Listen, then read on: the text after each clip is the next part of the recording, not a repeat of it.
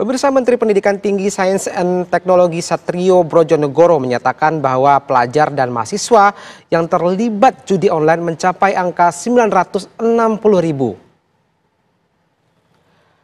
Satrio juga meminta agar para mahasiswa yang terlibat judi online harus direhabilitasi oleh pihak kampus sehingga tidak lagi memainkan judi online. Maka kelompok pelajar dan mahasiswa yang terlibat sampai saat ini berjumlah total 960 ribu. Sebagian besar adalah mahasiswa. Untuk itu, Kemdikti-Saintek sudah memerintahkan kepada setiap pemimpin perguruan tinggi negeri swasta untuk berupaya mencegah keterlibatan dosen, mahasiswa, dan tenaga pendidikan supaya tidak terlibat kepada judi online.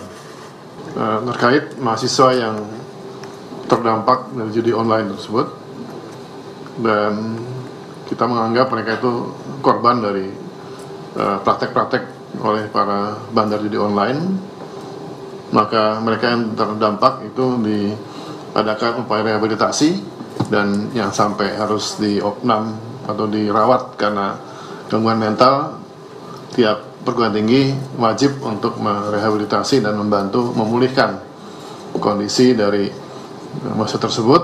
Setelah itu memang mereka dipastikan untuk tidak lagi terjebak kepada judi online. Hampir 1 juta orang dari kalangan remaja dan mahasiswa terjebak judi online. Mereka kecanduan judi online hingga memerlukan rehabilitasi.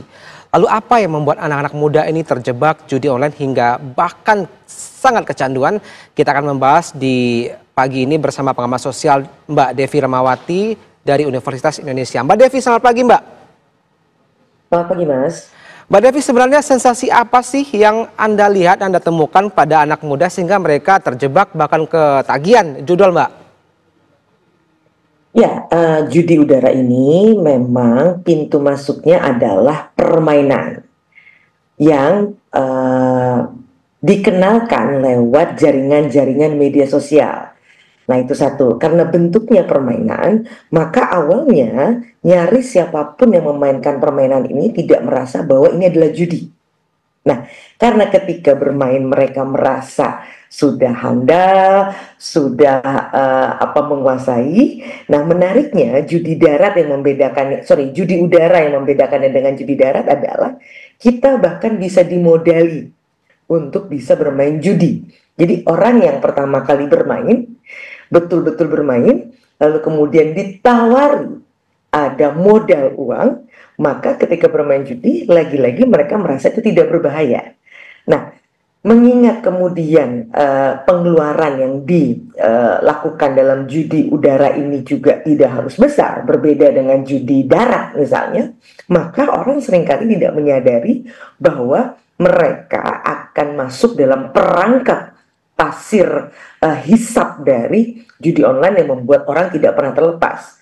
Karena kalau bicara anak muda, pertama tadi karena waktu luang mereka jauh lebih banyak, lalu pintu masuknya bermain game, dan kemudian yang ketiga adalah ada iming-iming uang dan ditambah kesenangan karena ketika mereka bisa menang, itu mereka merasakan adrenalin, kesenangan yang misalnya nyaris sama dengan ketika mereka melakukan rekreasi, tamasya, misalnya naik permainan-permainan di tempat-tempat wisata dan sebagainya. Nah, inilah faktor-faktor yang saling mendukung yang kemudian membuat ketika mereka sudah berada di tengah-tengah pusat tarikan dari judi udara ini, mereka sudah tidak lagi bisa mundur ke belakang untuk terlepas dari judi ini. Kenapa? Ketika kemudian pancingan uang awal tadi habis, karena nilainya kecil, mereka kemudian tidak terasa, mereka mulai tanda kutip berinvestasi. Nah, ketika mereka menyadari investasi mereka tersebut sudah mulai tersedot dan hilang, maka ada keinginan untuk mengembalikan hal tersebut. Nah, inilah kemudian pusaran-pusaran yang membuat mereka nyaris tidak bisa keluar dari judi online tadi. Mbak Devi, Anda pernah menyebutkan di program TV One Cerita Demokrasi bahwa salah satu penyebabnya wabah ini begitu menyebar adalah digital. Padahal kalau kita ketahui 2023 itu indeks literasi digital kita tergolong tinggi, 3,6 dari skala 1 sampai 5. Anomali apa yang Anda lihat di sini, Mbak? Ya, nggak anomali, Mas. Kalau tadi skalanya 1 sampai 5, kita baru 3, Anda kalikan saja sekitar 20% dikali 270 juta. Itu jutaan orang juga yang belum memahami. Dan ingat, data menunjukkan sebelum pandemi ada sebuah data yang menunjukkan pendidikan kita saja tertinggal lebih dari 128 tahun. Dan pandemi seluruh dunia menunjukkan kemampuan literasi, kemampuan pengetahuan semua orang seluruh dunia, tidak terkecuali Indonesia, itu menurun jauh. Jadi Anda bayangkan ketika ada serangan ruang digital, Indonesia bahkan jauh sebelum pandemi saja sudah dinilai mengalami kemunduran terkait dengan kemampuan pemahaman. Nah, bedakan antara orang bisa memakai dengan bisa memahami. Di Indonesia jumlah penduduk 270 juta, tapi ingat jumlah handphone atau gawainya 353 juta. Lebih banyak gawai di negeri ini daripada manusianya. Pertanyaannya, apakah kemudian gawai ini digunakan sepenuhnya untuk mencari berkah? Ternyata kan tidak. Banyak yang kemudian berakhir menjadi bencana. Salah satunya adalah kecanduan judi online. Dan menariknya dan berbahayanya dari judi online adalah orang akan berpotensi kecanduan 3 hal sekaligus. Pertama, kecanduan main gamenya, karena tadi pintu masuknya biasanya lewat game. Yang kedua, pintu masuk kedua adalah lewat pornografi. Dan yang ketiga adalah judi online itu sendiri. Jadi bayangkan Anda akan terjerat 3 kecanduan sekaligus. Ini yang membuat kelompok rentan, yaitu anak dan remaja, menjadi target yang sangat berbahaya. Kenapa mereka? Karena kalau orang-orang dewasa, satu, biasanya memang sudah memiliki waktu yang ketat untuk mencari uang. Yang kedua, sudah memiliki tanggung jawab. Sehingga waktu yang dihabiskan untuk berada di ruang digital itu tidak sebanyak anak-anak kita. Nah, inilah yang membuat sangat berbahaya ketika kemudian kita memberikan gawai terhadap anak dan remaja tanpa mendampingi mereka, tanpa membuat sistem agar mereka tidak sepenuhnya hidup di ruang digital. Mbak Devi, kapan seharusnya kita memberikan intervensi obat-obatan ataupun setidaknya ke psikolog, ke psikiater, rehabilitasi misalnya kepada anak muda ini, Mbak?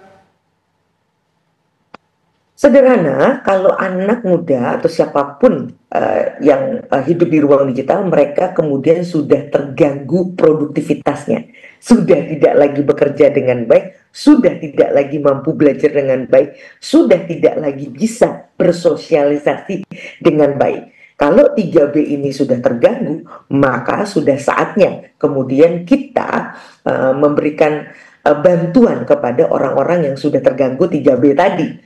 Nah, tapi sayangnya yang menarik adalah karena wajah judi online ini tampak depannya adalah permainan, bahkan di dalam satu keluarga itu seringkali bukan hanya satu orang yang bermain, tapi semua orang. Bahkan ada kecenderungan main bersama misalnya.